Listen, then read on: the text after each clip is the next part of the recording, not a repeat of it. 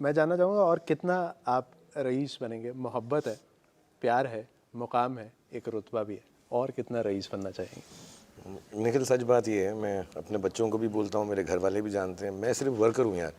जी। और बाहर से कैसे भी लगें, हम ये डार्क ग्लासेस पहन के हीरो की तरह बड़ी गाड़ी में घूम लेते हैं, लेकिन at the end of it all मुझे सिर्फ काम ही आता है। तो मैं बस सुबह उठता हूँ और सुबह उठकर बस मैं मेहनत शुरू कर देता हूँ और यही कोशिश रहती है। तो रईसी और किसी चीज़ की मायने नहीं रखती, सिर्फ इसके कि काम अच्छा हो जाए और मैं रात को आराम से सो सकूं, जो भी मैं बहुत कम सोता हूं।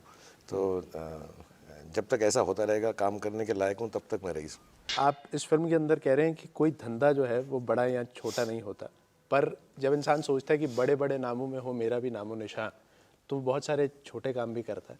आपने भी ज़िंदगी में किए होंगे। मैं अभी भी करता हूँ और मैं अभी भी छोटा काम ही करता हूँ। मुझे लगता है कोई भी काम छोटा नहीं होता है। मैं जितना भी किसी को अजीब लगे, मैं घर की सफाई भी खुद ही करता हूँ, अपने कमरा खुद साफ़ करता हूँ। और मैंने आज तक शूटिंग में भी ऐसा नहीं सोचा कि मैं हीरो हूँ, मैं यहाँ बैठूँगा, ये करूँगा।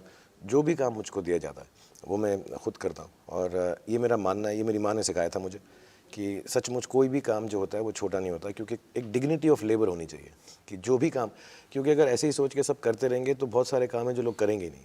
तो हर काम जो है बहुत ज़रूरी है, हर काम जो है बहुत लाजमी है और हर काम की इज़्ज़त है, छोटे से छोटे और बड़े से बड़े काम का। As long as you love and respect your work, I think उसमें बहुत डिग्निटी है।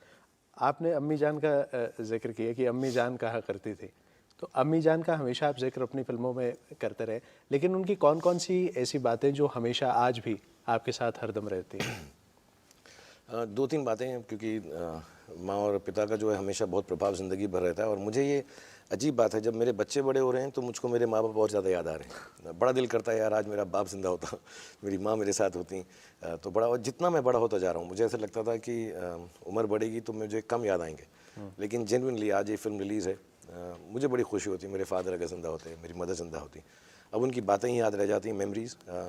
एक बात हमेशा बोलती थी मेरी माता जी, कहती थी एक बड़ी कहावत है, उतने पैर फैलाओ जितनी चादर होती है। तो मेरी मदर कहती थी कि चादर तो बढ़ा सकते हैं, पैर थोड़ा ना काट सकते हैं, तो पैर पूरे फैलाओ और चादर बढ़ाने की कोशिश करो। क्या बात। ये सब मत सोचना कि उतने ही पैर बढ़ाओ, सुगड़ के मत रहना, खुल के जीना, खुशी से जीना, हंसते हुए जीना। और दूसरी बात हमेशा बोलती थी कि जब बुरा वक्त हो, कहीं दुख हो, तो हमेशा सेंस ऑफ ह्यूमर अपना बरकरार रखना, हंसते रहना। और ये आपके पंजाब के कल्चर में बहुत है।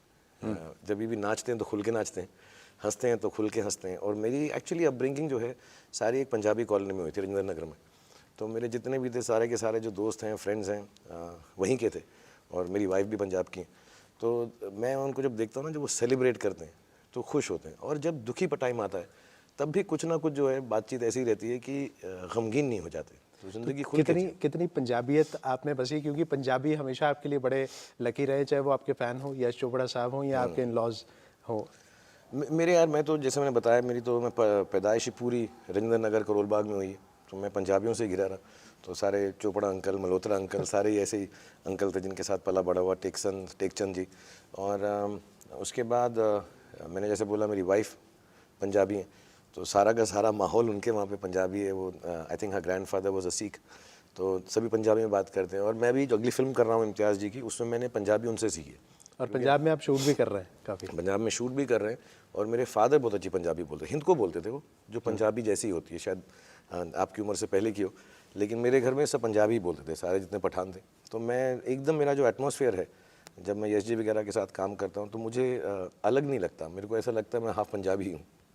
जावेद साहब ने एक दफ़ा फरमाया था अमिताभ बच्चन साहब के लिए कि जब फिल्मों में अमिताभ बच्चन साहब एक किरदार हुआ करते थे तो फिल्में सुपर हिट होती थी, लेकिन जब फिल्में ही अमिताभ बच्चन होना शुरू होगी तो फिल्म फ्लॉप होना शुरू होगी।